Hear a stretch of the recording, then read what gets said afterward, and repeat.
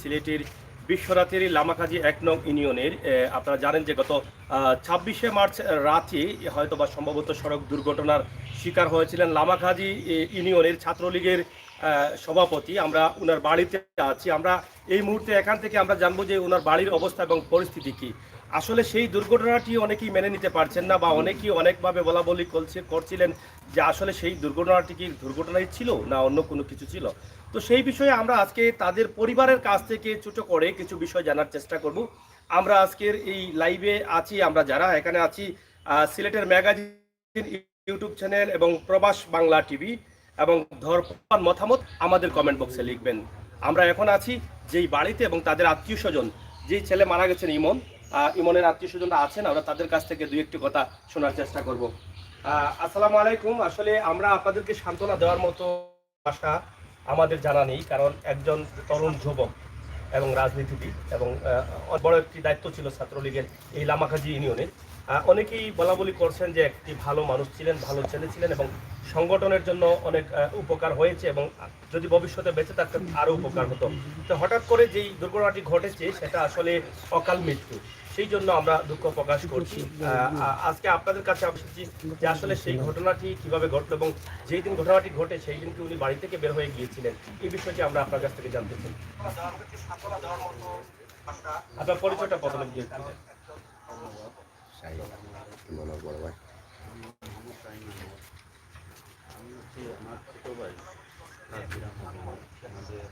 ভাই একটু জোরে কোন যেন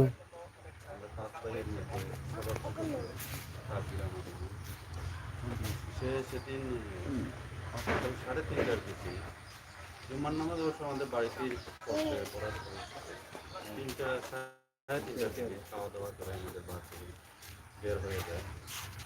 সেদিন যে বের হয়ে গেছে এরপরের দিন আমরা লাশ নিয়ে আমাদের বাড়িতে আসি। মানে 26শে মার্চ শুক্রবারে জুমার নামাজ শেষে সে বাড়ি থেকে বের হয়ে গেছে, এবং 27শে মার্চ আপনারা লাশ পেয়েছেন। লাস্ট যখন পেলেন আপনারা, তখন কিভাবে আপনারা খবর পেলেন? আমরা খবর পেয়েছি সকালে থানার মাধ্যমে। আমাদেরকে পশ্চিম সুরমা থানা এবং কামালবাজার ফাঁড়ির ওনাদের দায়িত্ব, ওনারা আমাদেরকে ফোন দিচ্ছে। আমরা রাত্রে যখন সে আসে নাই, তখন রাত্রে 12:20 থেকে তখন আমরা ফোন দিয়েছিলাম আমার নাম্বারে। তো 1টা পর্যন্ত আমরা অলরেডি ফোন দিয়েছি। ফোন দেওয়ার পরে যখন সে রিসিভ করে নেয়, তখন আমরা ভাবছি হয়তো অন্য কোথাও গেছে বা অন্য কোনো জায়গায় রেখে চলে গেছে, এরকম ভেবে আমরা আর করিনি। আর সকালে আপনারা কি জানতেন যে ইমন কই গেছে, এটা কি জানতেন আপনারা? না, আমি ওটা জানতাম না। আপনারা জানেন না? না, ওটা কখনো আমাদেরকে এরকম বলে নাই বা বলে আর ইয়েও হয় নাই। তখন এমনিতেই এরকম অনেক সময় যায়, কিন্তু আমাদেরকে বলে না। বা রাত্রেও চলে আসে, আবার কখনো কখনো আসে রাত্রে থেকেও যায় কোনো জায়গায়, সকালে আবার চলে আসে, এরকম আর কি। যখন আপনারা খবর আসলো থানা থেকে, তখন আপনারা গেলেন ওই জায়গায় গিয়ে আপনি লাশ শনাক্ত করেছেন যে উনি আপনার ভাই।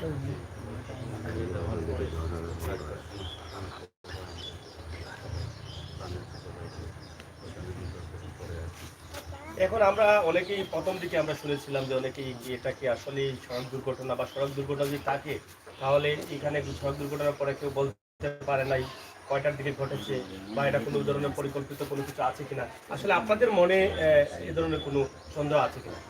না, আমাদের আসলে এরকম কারো মনে সন্দেহ নাই, কারণ আমরা এরকম আমাদের বাইকও না।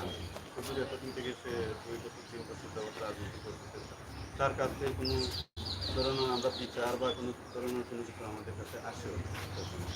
আর আমরা ওই নিয়ে বিষয় নিয়ে বাবারও কোনো চিন্তা করিনি, কারণ অত এরকম কোনো কখনো করে নাই। লেখাপড়াতে ছিল আর রাজনীতির সাথে আল্লাহ রহমতে তারা রাজনীতি হিসাবে সে তার অর্জন করার কথা অর্জন করছে। ছাত্রলীগের সভাপতি হয়েছে, ছাত্রলীগের সভাপতি হওয়ার পরেও সে মাঠে ঘাটে যেরকম কাজ করছে, কারো কাছ থেকে আমরা কোনো তার কোনো খারাপ দিকে আচরণ আমরা পাইও না। সেই হিসেবে আমরা এরকম কোনো চিন্তাও করি না যে আমার ভাইটাকে এরকম মারা গেছে। মারা গেছে আসলে আমরা সে আমরা যখন জানতে পারি তার ফ্রেন্ড সার্কেলের সাথে রাত্রে 9টার দিকে কামালবাজার ছিল, এতটুকু পর্যন্ত আমরা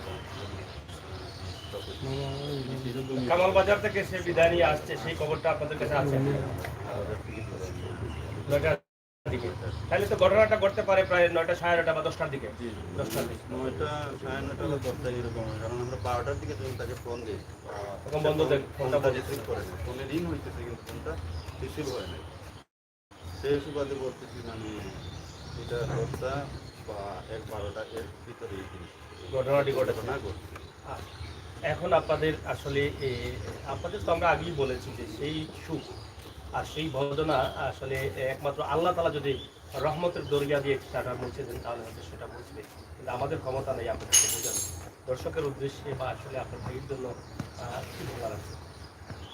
দর্শকের উদ্দেশ্যে এবং সবার প্রতি আমি ওইটাই আমার যতজন এই চ্যানেলগুলো দেখতেছেন সবাইকে একটাই অনুরোধ করব, আমার বাইক চলার প্রতি যদি কারো প্রতি কোনো অন্যায় অবিচার বা কোনো কষ্ট দিয়ে থাকে তাহলে ওইগুলা ক্ষমা দৃষ্টিতে দেখবেন। আল্লাহ যেন আমার বাইকে জান্নাত নসিব করে, এজন্য আপনারা সবাই দোয়া করবেন।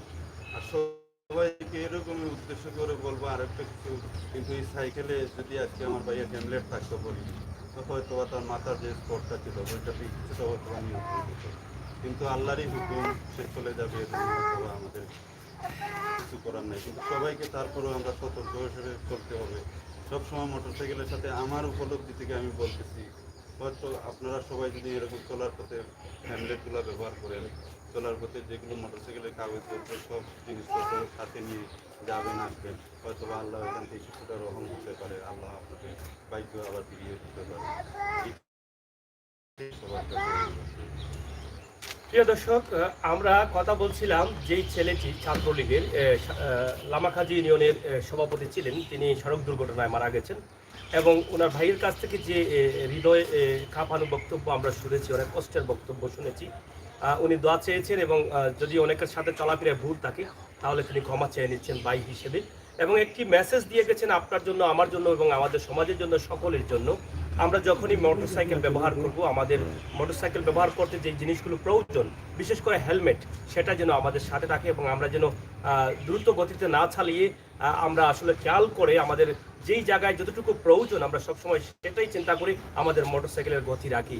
সেই বিষয়টা যদি আমরা সবসময় নিজে থেকে লক্ষ্য করি তাহলে হয়তো আমাদের অনেক বিপদ থেকে আমরা বাঁচতে পারবো। তো সেটাই হোক আমাদের কামনা। আমরা কথা বলবো, এখানে আরেক ভাই আছেন, আমরা ওনার সাথে। তবে এটা আসলে খুবই কষ্টের, যেহেতু তাদের 4 ভাইয়ের মধ্যে ছোট ভাই ছিল, 5 ভাইয়ের মধ্যে ছোট ভাই ছিল ইমন, মানে 4 ভাইয়ের ছোট ইমন ছিলেন। সেই ছোট ভাইকে তাদেরকে রেখে অনেক আগেই চলে যেতে হয়েছে। এরকম অকাল মৃত্যু আসলে কেউই আমরা কামনা করি না। আমাদের এই সমাজে বা আমাদের এই দেশে বা বিশ্বের যে জায়গায় যেভাবেই আমরা চলি না কেন, আমরা সবাই আশা করি এটা যে আমাদের অল্প বয়সের ভাইদেরকে যেন আমাদের কোনো ভুলের কারণে আমরা হারাতে না হয়, সেই দিকে আমাদেরকেও কিন্তু একটু সতর্ক থাকতে হবে, আমাদেরকেও একটু লক্ষ্য রাখতে হবে। আমি আপনার কাছ থেকে আপনার ভাইয়ের জন্য দু একটি কথা শুনতে চাই। আসসালামু আলাইকুম, আমার নাম শুকুর আহমদ। আমি আমার ছোট ছিল সে ইমন আমরা জমজ ছিলাম, একসাথে হয়েছি। আর আপনি কি জমজ? আমরা জমজ মানে একসাথে হয়েছে? এই আচ্ছা আচ্ছা আচ্ছা, জমজ। হ্যাঁ। আর আমি রাত্রে ভাইয়ে ফোন দিরা ফোন ধরছে না, আর সে বাড়িয়ে গেছে। আমরা পুলিশে ফোন দিচ্ছি, আমরা ফোন দেওয়ার পরে আমরা গেছি, যাওয়ার পরে আমরা বাড়ি লাশ পাইছি। লাশ পাইয়ে আমরা তারে আবার আমরা থানা পেয়ে গেছি। তারপরে আমরা থানা থেকে আমার বাইরে। আর আমিও গাড়ি চালাই, আপনারা সবাই সতর্ক থাকবা। আমার বাড়ি গেলাম মধ্যে আইলে আরও তোর গার্জেনও যায় না, ও সবাই। যাই হোক, আসলে যমজ ভাই, আর যমজ ভাই হিসেবেই পৃথিবীতে আগমন করেছেন হয়তো 1 ঘন্টার আগ পিছ হয়ে। উনি 1 ঘন্টা আগে জন্মগ্রহণ করেছিলেন, কিন্তু উনি পৃথিবীতে আছেন, কিন্তু ওনার ছোট ভাইটি পৃথিবী ছেড়ে চলে গেছে। সেটা আসলে ওনার বুকের ভিতরে কত যন্ত্রণা রয়েছে সেটা হয়তো উনি বুঝতে পারছেন, এবং আমরা যখন মন থেকে সেটা খেয়াল করব যে একটি ভাই হারানোর বেদনা কতটুকু হতে পারে, সেটা হয়তো আমরা ওনাকে দেখি অনুভব করতে পারছি। তো আমাদের সকলেরই একটি দাবি, আমরা চলার পথে যেন কোনো ভুল না করে চলি। আমরা মোটরসাইকেল ড্রাইভ করব, সেটা যেন খেয়াল রেখেই ড্রাইভ করি। তা আমরা আপনার কাছ থেকে জানতে চাই, ইমনের কী হল আপনি? বোন জামাই। আচ্ছা, ইমন সম্বন্ধে আপনি দু একটি কথা আমাদের দর্শকদের জন্য। আমি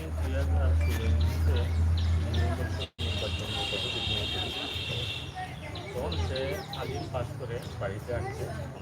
তার এর আগে সম্পর্ক ছিল, কিন্তু তখন সে লেখাপড়া থাকার কারণে আমার সাথে যোগাযোগ ক্ষমতা এই সময়ে নির্বাচনে আমার সময় থেকে আমার সাথে সবসময় তার তার পরবর্তী সময়ে সে ছাত্রলীগ করেছে, ছাত্রলীগের সদস্য ছিল।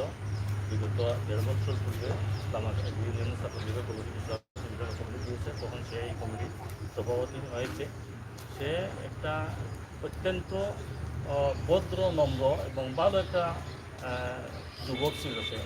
সে একটা সংগঠক ছিল, যুব সংগঠক হিসাবেও তার একটা গুরুত্বপূর্ণ তার অবদান আছে। সে বিভিন্ন খেলাধুলার সাথে জড়িত ছিল, বিভিন্ন লামাকাজি ক্রিকেটের জন্য সাংগঠনিক সম্পাদক, আরও বিভিন্ন সোশ্যাল লামাকাজি বর্ণমালা শিক্ষা উন্নয়ন সংস্থারও সে মানে কমিটির সাথে জড়িত, আরও কিছু সামাজিক সংগঠনের সাথে জড়িত ছিল।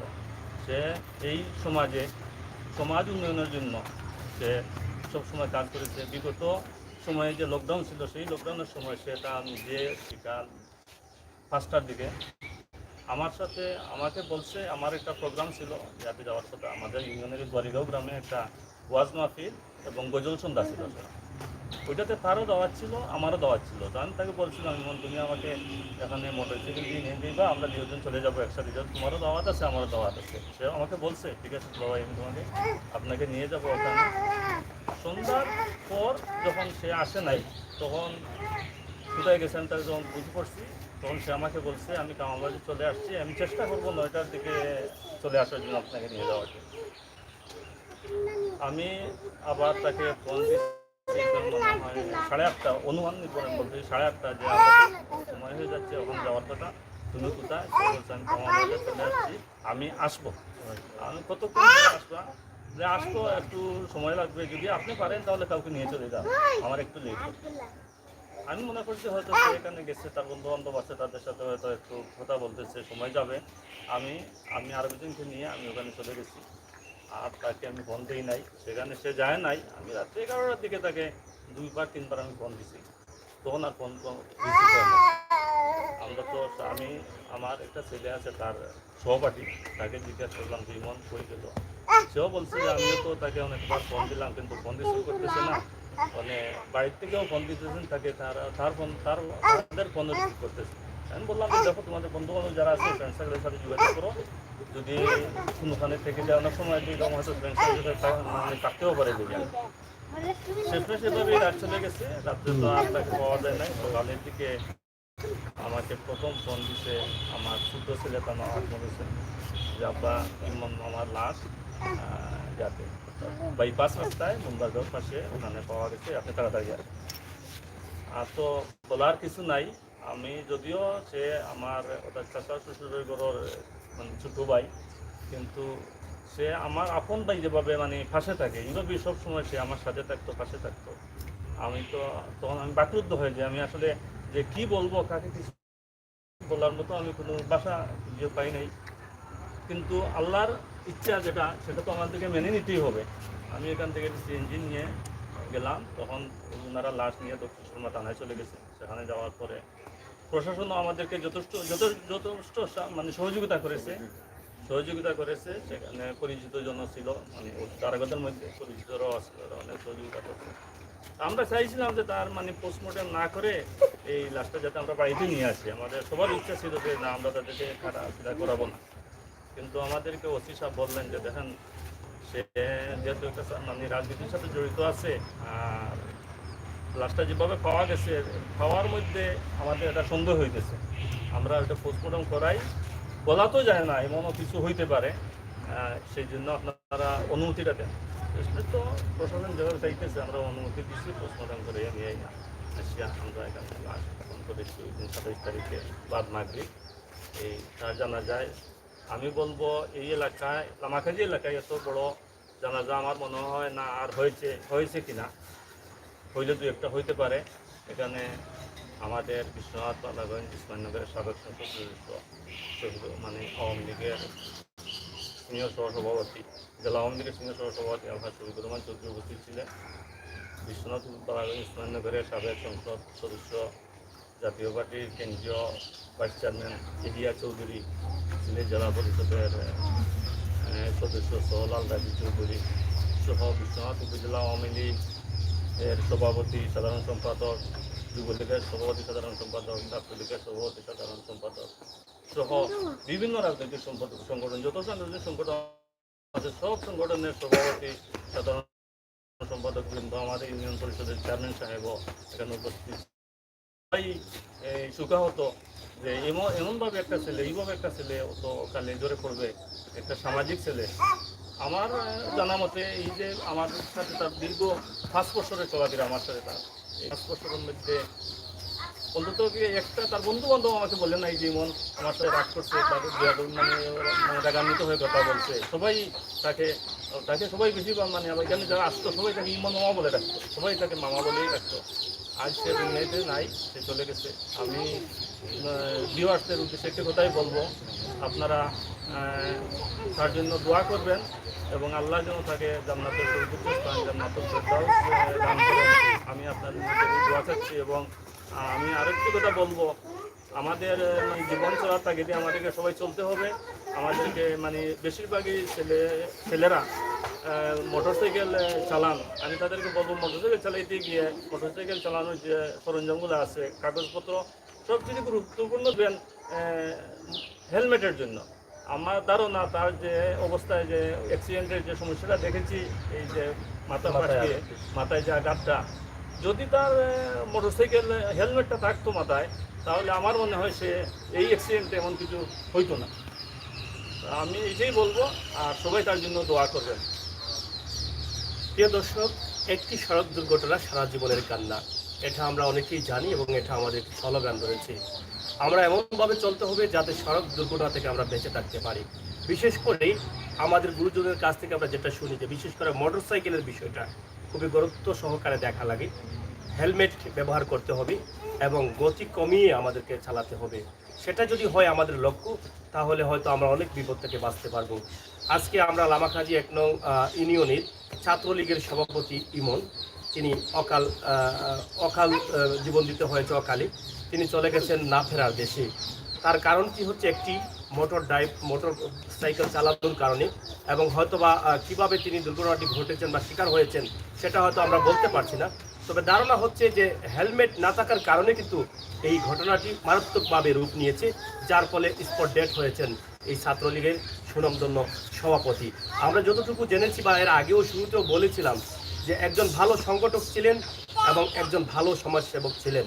তো অকালে মৃত্যুটা আসলে অনেকেই মেনে নিতে পারছেন না, যার ফলে এখানে জানাজার নামাজে অংশগ্রহণ করেছেন অনেক নেতৃবৃন্দ সহ এলাকার আপম জনসাধারণ। তো আমরা শেষ কথা একটাই বলতে চাই, আমাদের সমাজে এখন অস্থিরতা বিরাজ করছে মহামারী করোনা নিয়ে। আমরা যেন থাকি, যেভাবে থাকি, আমাদের সবসময় যেন মাথায় থাকে এটা যে আমরা সামাজিক দূরত্ব মেনটেন রাখতে হবে, মাস্ক পরতে হবে, বিশ্ব স্বাস্থ্য সংস্থার নির্দেশ মানতে হবে, সরকারের নির্দেশ মানতে হবে। সেটাই হোক আমাদের লক্ষ্য। আপনি বাঁচুন, আমাকে বাঁচান, আপনি বাঁচুন, আপনার পরিবারকে বাঁচান, দেশ এবং জাতিকে বাঁচাতে আপনার সহযোগিতা অব্যাহত রাখুন। সবাই ভালো থাকুন, সুস্থ থাকুন। আজকে আমরা প্রবাস বাংলা টিভি এবং দুর্দান্ত টিভির এবং সিলেটের ম্যাগাজিন টিভি থেকে যে লাইভটি দিয়েছি, সেই লাইভটি দেখে আপনার মূল্যবান মতামত অবশ্যই কমেন্ট বক্সে লিখবেন। আল্লাহ হাফেজ।